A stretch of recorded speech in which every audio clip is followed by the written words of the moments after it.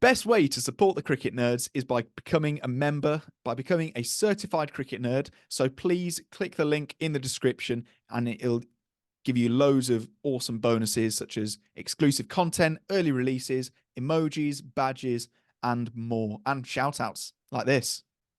Yeah, thanks so much to BMK, Gokul Garg, and Look Who's Watching. Sweet. Right, let's get in the video. Hello, welcome back to the Cricket Nerds. James and I today, we're talking about the England versus India series, which is coming up very soon. So we just had to record a podcast and we want to give our predictions for the series, what we think is going to happen. And you know that when we make a prediction on this channel, usually it doesn't happen, but maybe this time will be slightly different. Who knows? Before we get into the predictions, though, there's been a bit of news going on that we just want to briefly chat about. So stay tuned for the predictions. But for now, let's talk about some news that's happening. Because at the moment, let's start with India, because we talked a bit in our last podcast. If you haven't seen it, go see it before you watch this one, because it's quite important. But in our last one, we talked about who India might pick for that first test. And usually you get some clues in the media about who they're looking at, because the big debate is who are they going to pick as their wicketkeeper between Rahul, Bharat, and Dhruv Jurel. And a lot of the media at the moment is talking about Dhruv Jurel, saying, oh, he's this up-and-coming player. He's been picked in the squad for a reason. Do you think that's leading towards we're going to see Dhruv Jurel in test one of this series? I'd be really surprised. I'd love to. I think it'd be really interesting because there's so much depth in talent in India, and it's not like their test team has done anything wrong. So I can understand them not wanting to upset any balance, but at the same time, you know, there are players that are getting a bit older. It's time to kind of, you know, potentially give some new players a bit of a go. Big series to do it in. But I can't see them not picking Bharat. That's you know, I think in the last podcast I did say that I think they'd pick Rahul as the keeper, but I think Bharat is so likely to be that keeper. He's a very high quality keeper, and he's done pretty well recently. So I think he's most likely in my head to be picked. But if they pick Dhruv Jurel, they'd still probably win.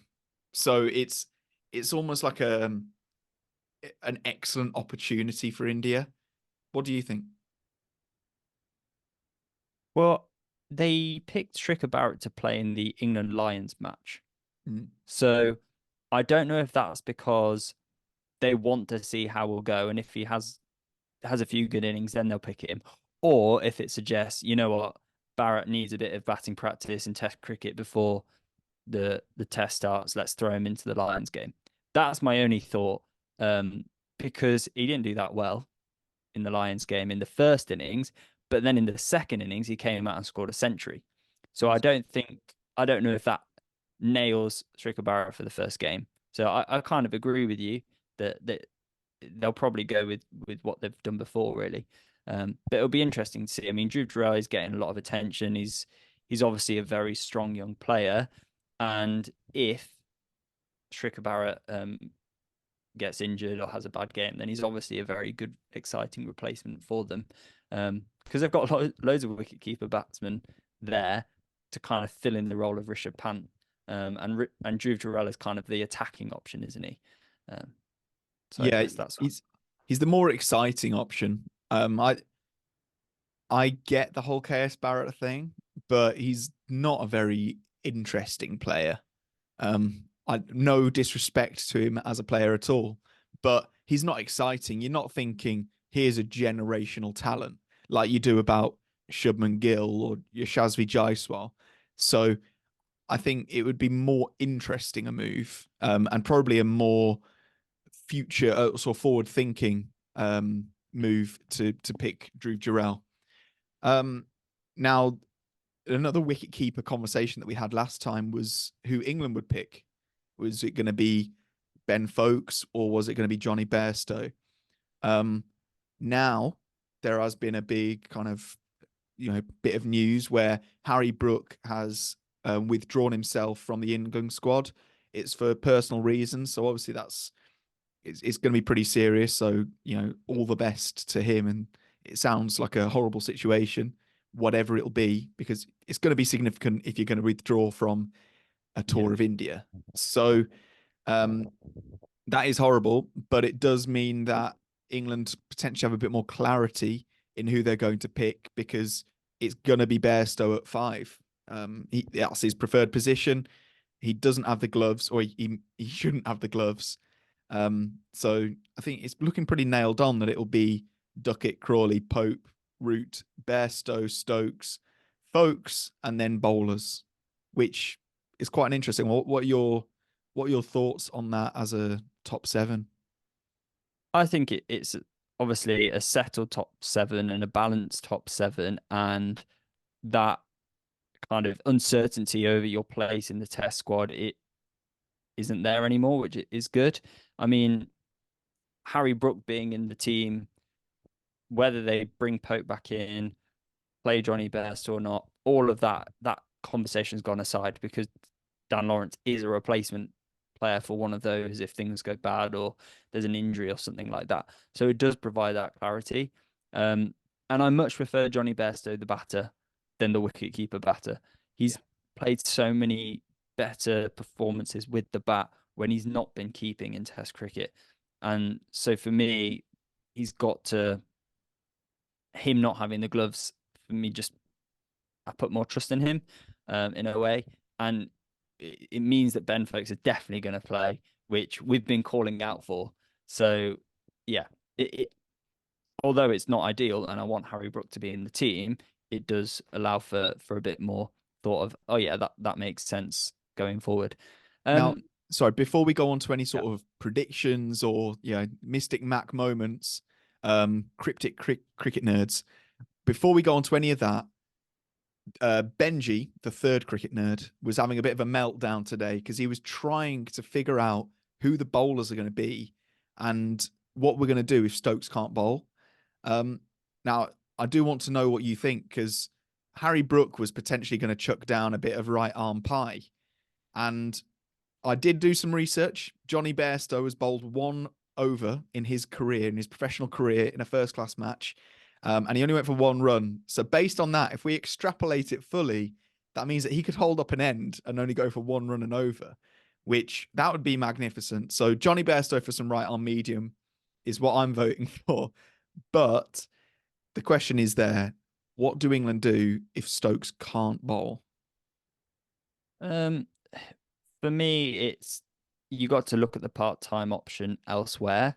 Obviously Harry Brook was an option, but Joe Root, he playing in India, if the Indians pick a pitch which is like it was the last time England toured India, then for me he becomes more of a batting all-rounder, as opposed to a part-time option, because he's not a bad spinner.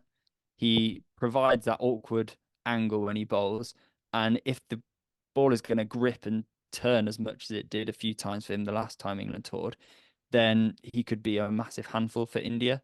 And it allows England to have that extra seamer in their team. So I've been thinking a bit more since the last video, and I think picking 2 seamers from 8 to 10 is probably the best option, because Joe Root provides that extra bowling. I don't think we took him as seriously in our last podcast. So yeah, Joe Root for me, he provides that extra bowling, which is so important for England. I mean, Ben Stokes, if he doesn't bowl or if he can't bowl, it's not the end of the world if we have 2 seamers in there, because you don't really need more than 2, do you? Possibly not. No. I think my only question is that I think Mark Wood is probably the best seamer that England have, especially for those conditions. But he can't bowl that much. He's very injury prone, and he's better in his short spells where he bowls, absolute thunderbolts. But you don't really want to bowl him for more than a 5-over spell, really. Which means that if you've got an opening partnership, that can only really last the first 10 overs, and then you're straight into Leach, which I don't know. For me, it does potentially mean that you're not quite using the new ball as well as you could be. I don't know. It does mean that you get a bit more of that bounce off the new ball. So there could be that. Those are my only kind of hazardy thoughts. One thing about what you said about Joe Root, we didn't take him that seriously, and he becomes a more viable option in India. He also becomes a way more viable option with Ben Foakes behind the stumps, because if you cast your mind back to Harry Brook's first ever wicket, which was Kane Williamson in New Zealand, it was a right arm dibbly dobbly ball that he bowled off the wrong foot, and it swung in because that's the natural movement you get, same as Virat Kohli, and it went down leg, and Williamson got a little nick on it, and Foakes caught it really well. And that's the kind of opportunity that you don't necessarily get with many keepers, is Yeah. he makes those chances and he creates them. So, it does make Root a far more daunting prospect when Foakes is keeping, because you know that those chances are going to be made and most likely taken. And I really hope I'm not jinxing Ben Foakes now and that he's going to put down a load. Let's Yeah. go into our predictions, I think. All right. So, So yeah, go on. go for it. Run scorer. Who do you think is going to be the highest run scorer for India in this series? Okay. Um, my prediction is Rohit Sharma, because I think he has the most balanced game. I say this with with full knowledge that Virat Kohli's in the side as well. But I think Rohit's game against spin is better than Kohli's. Mm. Um, and I think it's going to be quite a spin heavy tour of India. So yeah, I my prediction is Rohit Sharma for India. How about you? I'm going to go Virat Kohli. I think that he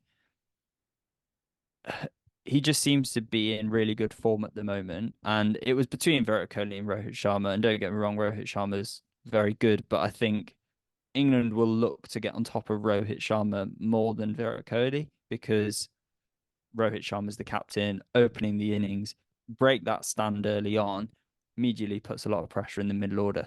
So I think England will be looking to get Rohit Sharma for not many runs. And I think they'll probably manage that a few times. Whereas Virat Kohli, I feel like when the bowlers are trying to dominate, that's when he steps up and performs. So yeah, for me, Virat Kohli seems to be the option for highest run scorer. In terms of England,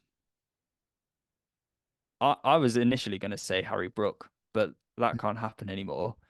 Even though Harry Brook isn't the best player of spin, I just thought he would have a great series, but he's not here. So who are you going for then? Joe Root. I think he's, again, I'm going for the most balanced game, because I think a tour of India really tests your ability against high quality seamers on difficult tracks. And then, because that's what India have. They've got incredible seamers. It'll most likely be a couple of seamers. So Siraj and Bumrah. If you can get past them in your opening overs, you're thinking, oh, brilliant. And then Ashwin, Jadeja, and Axar Patel are going to come on and spin it 90 degrees. So I think you need to have the most balanced game that you can have. Joe Root, for me, has that for England. About Yeah, you? he's just so good against spin, isn't he? And he's my top run scorer for England. I mean, Ben Stokes is going to be there or thereabouts, He'll have but Joe he'll have a Root, really good innings, won't he, Stokes? At least yeah, one. He'll have one yeah, of those captain's knocks that he always produces, the big 160. But then at the same time, I think he'll produce a string of 20 odds. yeah, A notable other run scorer for India could be Axar Patel, yeah, because if you combine the fact that he was really good against Australia, his batting has improved like miles in the last few years, and then also England's ability against the tail, Axar Patel could produce like just a really annoying run of 70s, 80s, and hundreds that completely bury England. So Axar Patel is another potential for yeah. top run But score.